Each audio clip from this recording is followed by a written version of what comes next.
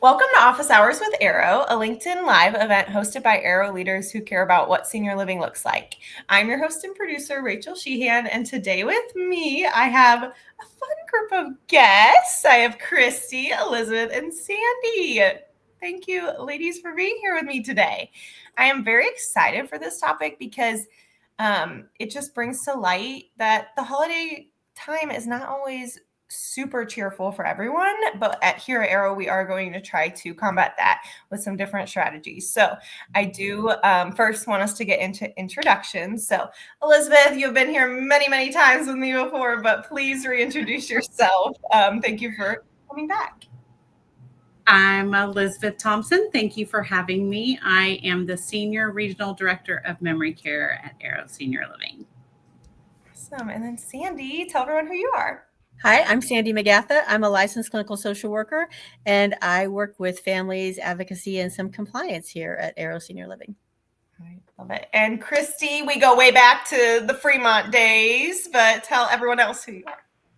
My name is Christy Kay, and I am the Regional Wellness Director for Arrow Senior Living.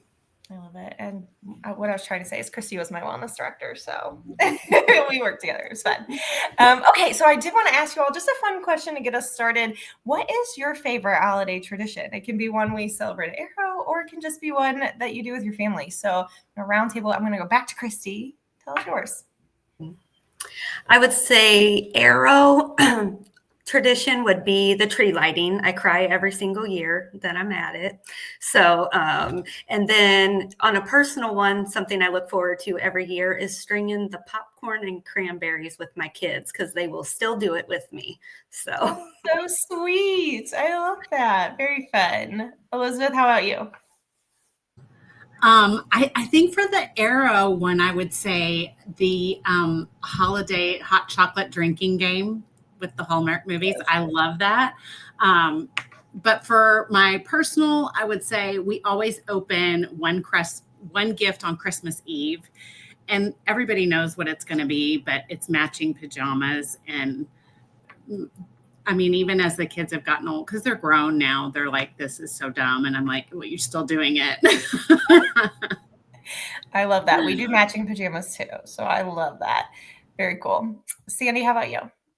I think I like the Christmas tree lighting. Those are always very emotional things. I like to catch up on those. And then, of course, I love the holiday video that Arrow puts together every year.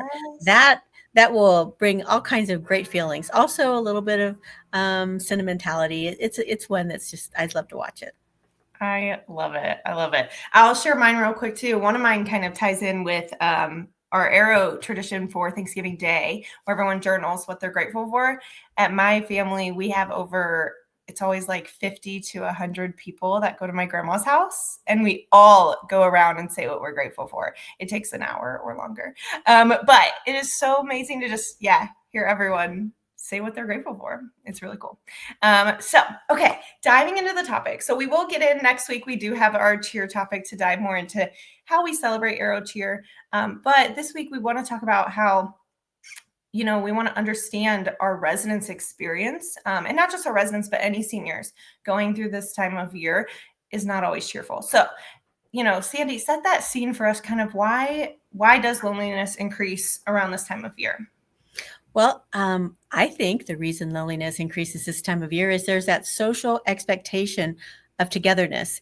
Who are you going to see for the holiday season? Where are you going for Christmas? Are you going to see your kids?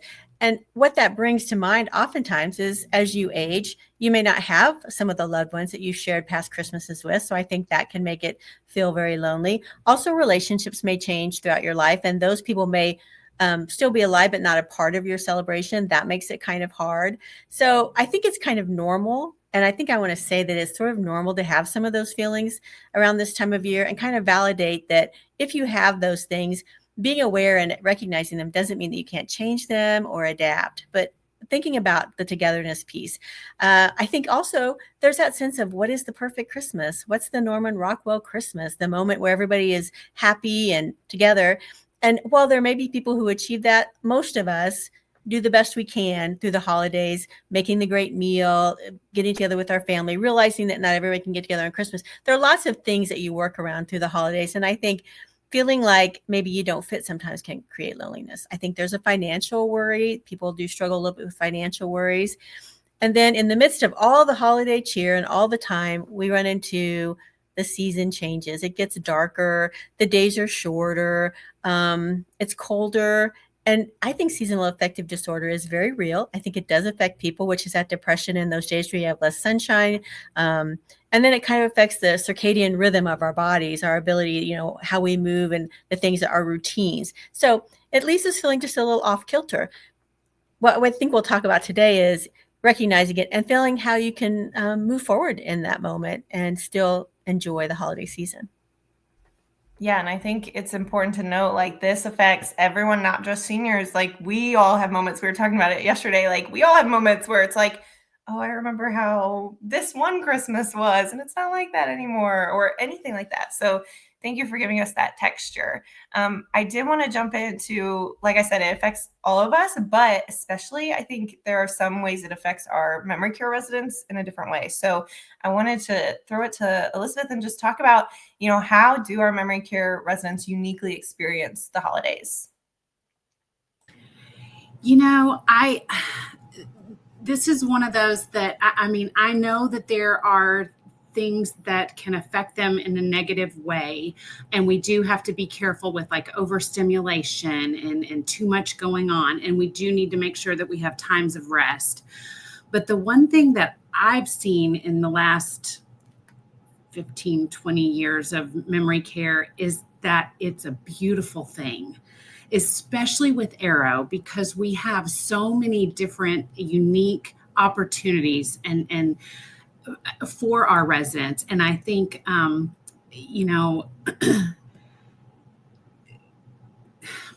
it's just beautiful. And we become our own family in our neighborhoods. And so we kind of can create some of our own new traditions as a new family. And that may look different for their family members that are not living with dementia, but we still really focus on our residents having a wonderful holiday season.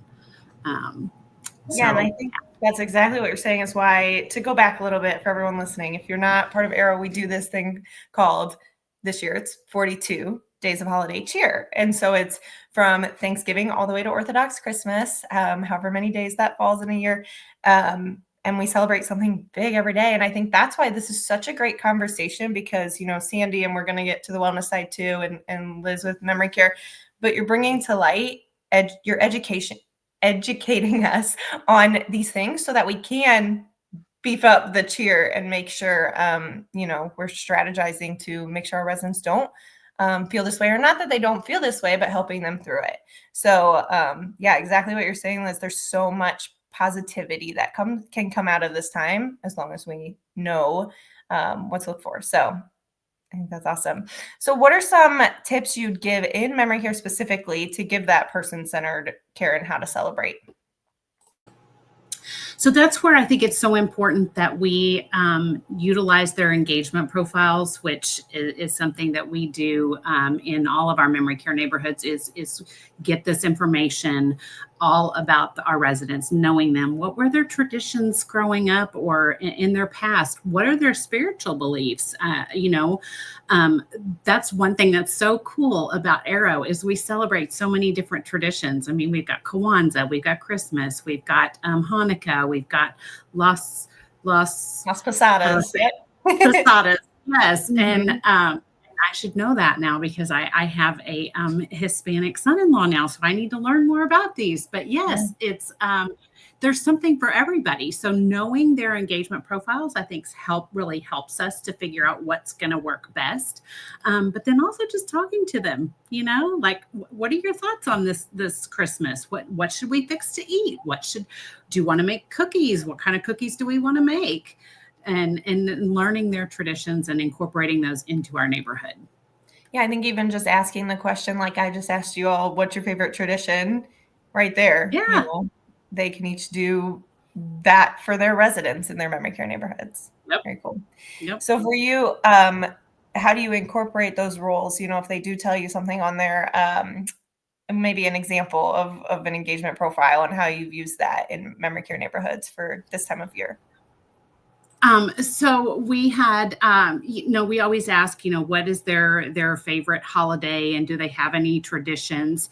I did have a family that always went Christmas caroling, but that looked a little bit different as their person was living in a memory care neighborhood. For this particular resident, when she would go outside of the neighborhood, it was really hard to get her back in. So their family came and they did caroling in our neighborhood. And I thought that was so cool. And the other residents loved it too. So that was really neat. We had another family that it was always a big deal to read the Christmas story out of the Bible, the birth of Jesus, the Bible story, Christmas Eve. And so we've had different family members come in and read that story, and it's magical.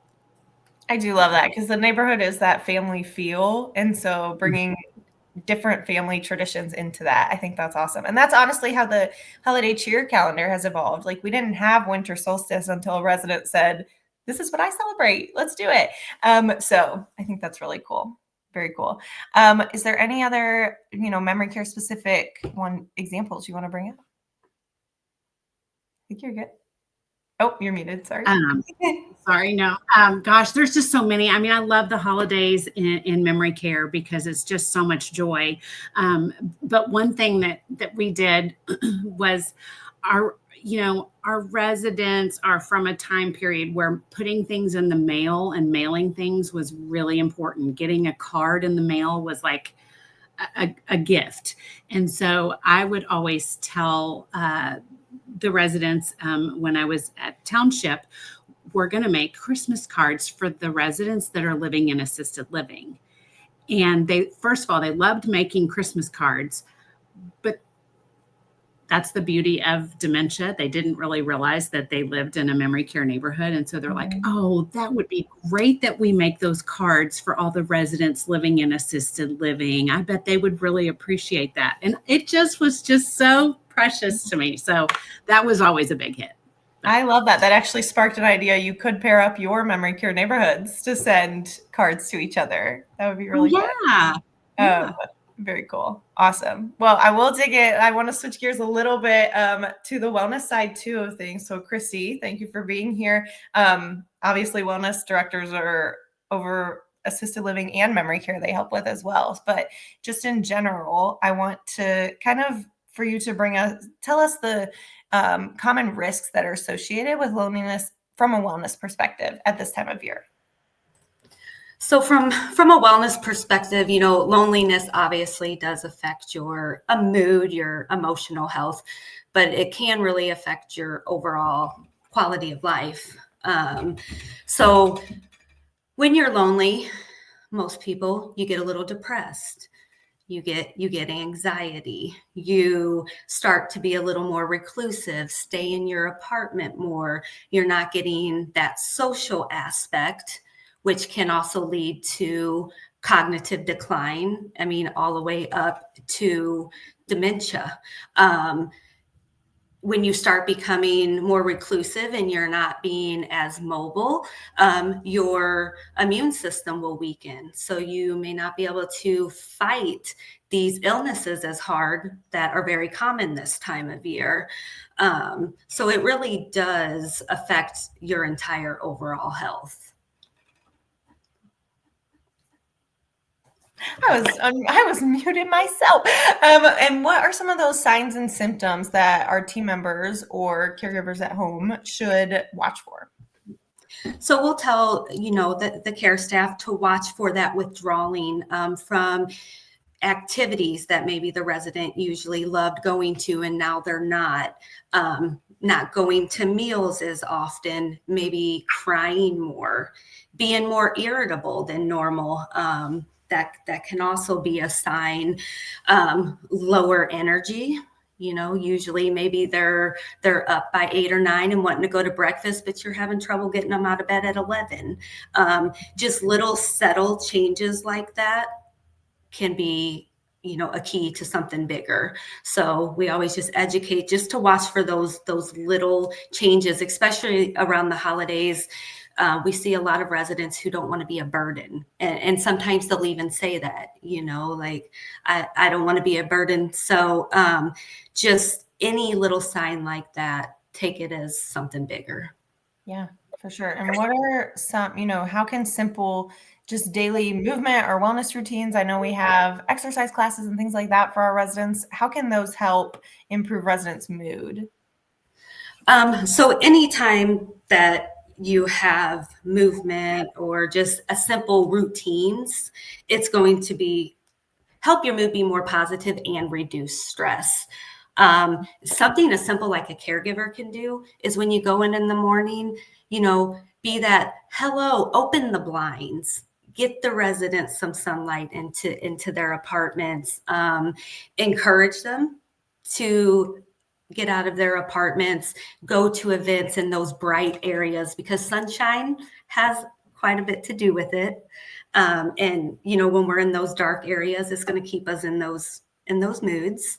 So just really encouraging them, if they're feeling sad and they need someone, taking that extra time to sit and actually, listen to them, validate their feelings, and, spend that extra few minutes with them. It makes a huge difference.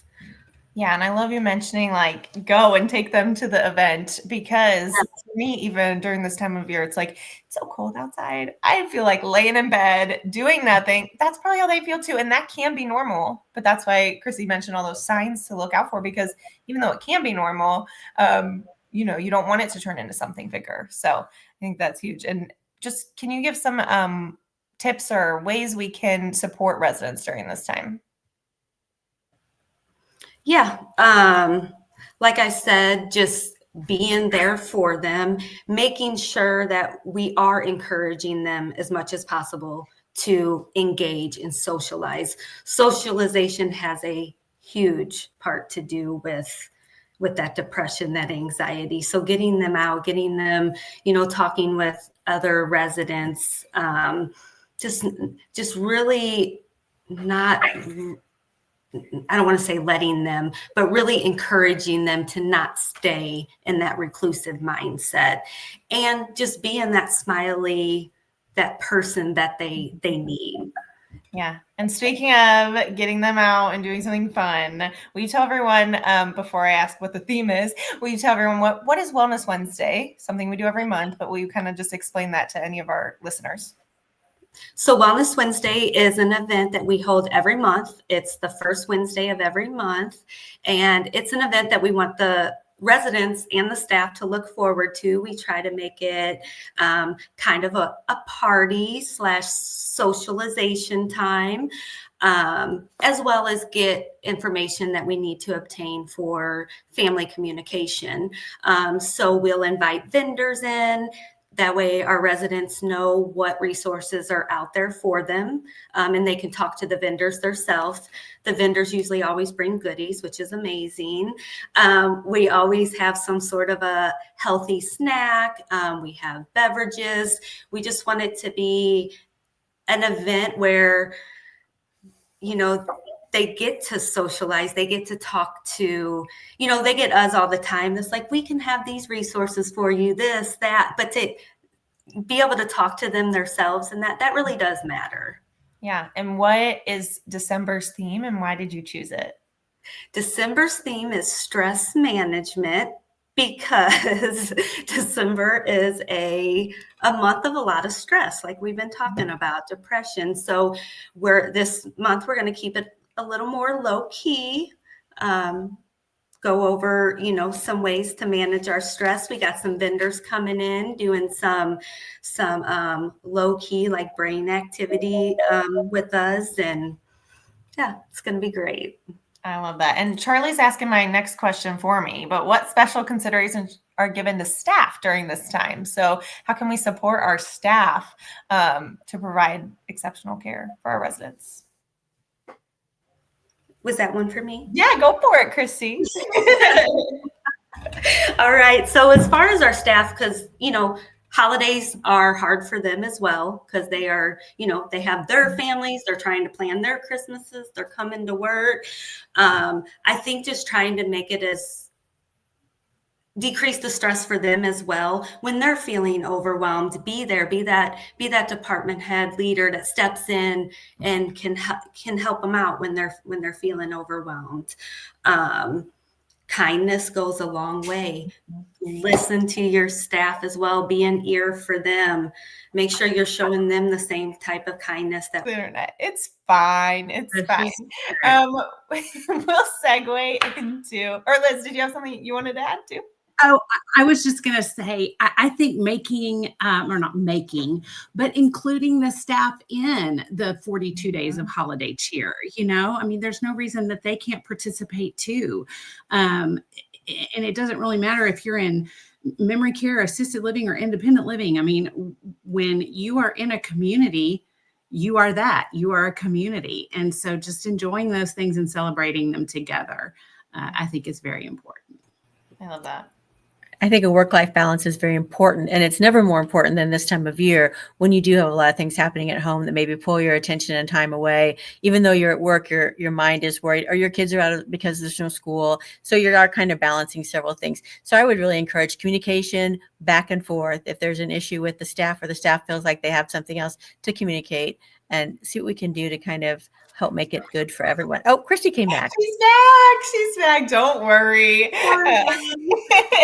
It's all good. But yeah, I think exactly like knowing how we just talked about, holidays are hard for anybody of any age, knowing that about your staff too. It's about knowing the person, as Liz was saying, like knowing the person and knowing what they're going through is how you'll get through the holidays in senior living. So I do want to switch back to Sandy. I'm going to ask just about, give us your expert advice on some strategies you suggest for caregivers, whether that's in senior living or outside, when it comes to the holiday season. I think depending upon where your loved one is, as far as if they're in independent living, if they're in assisted living or memory care, is to sort of adjust your expectations. I think communicating with them is also very important. Asking them what they feel like they're up to doing. What are you comfortable doing? Are you comfortable coming to our house? Would you like us just to come and do caroling and come and visit you? And we'll bring hot chocolate and cookies and we'll visit with you for a while. I mean, I think communicating with them is important, adjusting expectations.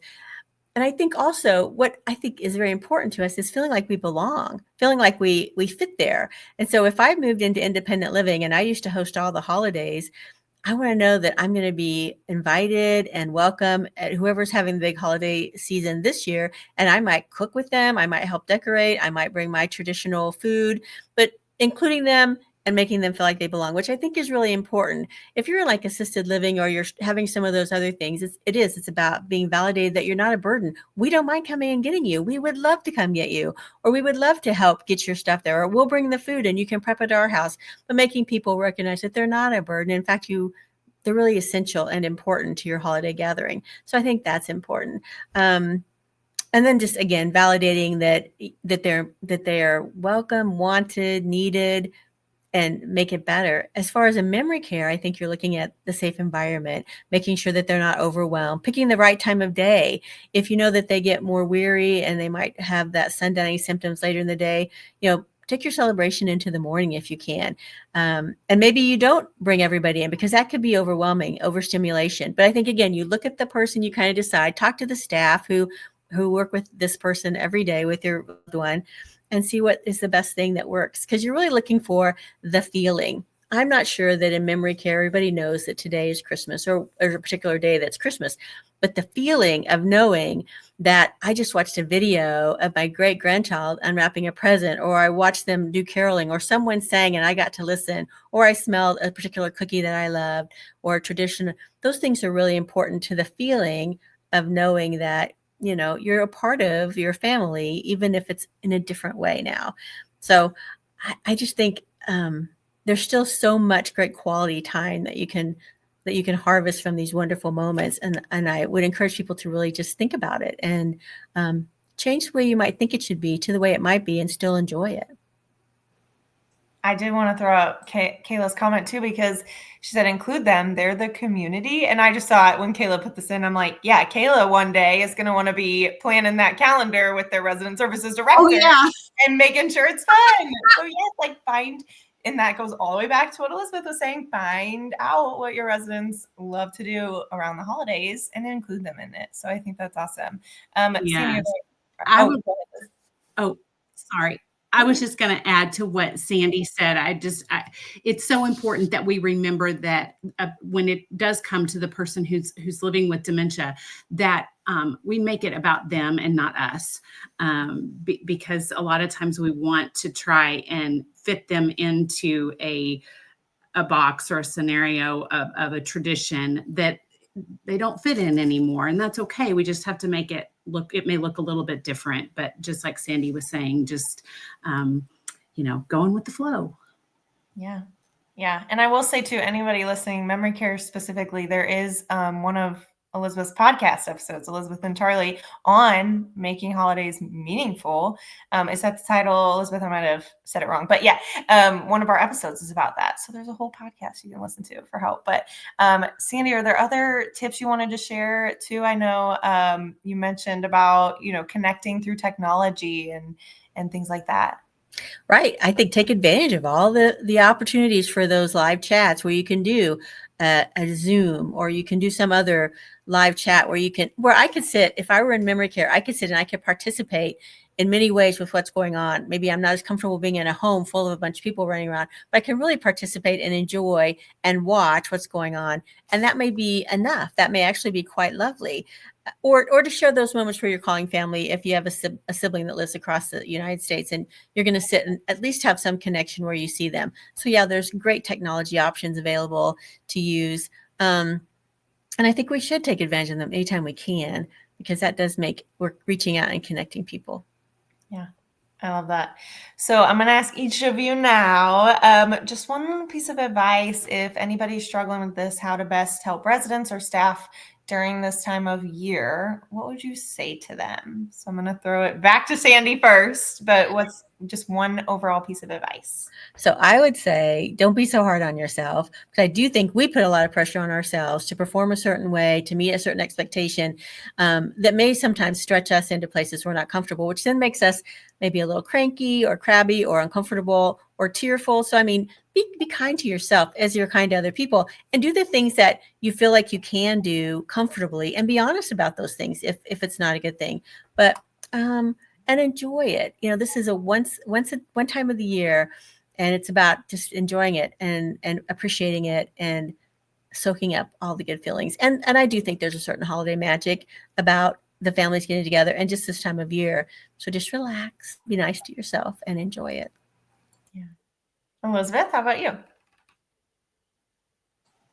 The advice I would give is less is more. Yep. I love that. Sometimes just what we try to overdo it. And sometimes it's the little things that are the most special. I love that so much. That goes for everybody. I need to buy less things for my family and just spend more quality time. I think that's awesome. Christy? I obviously ditto what they say, but also just, as I said before, kindness and teamwork. And whether it is teamwork at the community level, whether it's the community working with the families to make, the best holiday event that they want, if the family has questions, resources, just being there and just working as a team with our families and each other. Yeah. I love that. And I just realized too, we didn't even talk about our shirts. We got to show off our shirts real quick. We're all wearing cheer shirts from Christmas past. This is Gail. He lives at the Boulevard, St. Charles, and I used to be resident services there. And then I know we have Christy talk about the other two, because you were at the Fremont when they were there. We have Andy. He lived at the Fremont Senior Living. I think he was one of the first residents there. And then Liz is wearing Miss Sylvia, and she was also a resident at the Fremont for a long time. I love it. And they're stars of Christmas videos of past. So what Sandy was talking about, our video. But thank you so much, ladies. I think we did it. Anybody wants to tune in next week, we're going to talk about holiday cheer more in depth from a sales perspective and how we involve not only our residents, but prospective residents and families too. So I hope you all will join me next week. But Sandy, Elizabeth, Christy, thank you so much. I hope you have a great rest of your day. Bye-bye. Thanks. Bye.